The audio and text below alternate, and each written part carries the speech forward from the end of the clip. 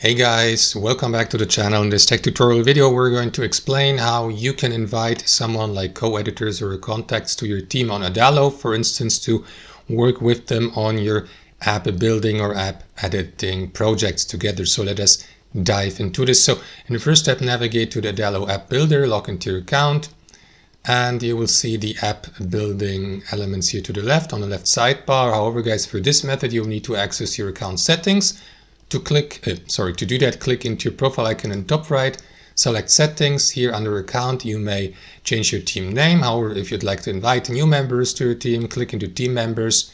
Here you will see your team members list. To add or to invite your co-editors to it, click into invite. And here, guys, to send the email invitation, enter the recipient's email address here. And after that, there will be this send invite button unlocked in the bottom right corner. As you can see, that's currently grayed out for me because I haven't entered or typed in any email address yet for privacy reasons. But once we have done that, this button will be unlocked for you so that you may send the invitation and wait for the given user or invitee to either accept or to decline the invitation. That's how it works. Thanks for watching. Hope you enjoyed it, got some value from it, and we'll see you next time on our channel.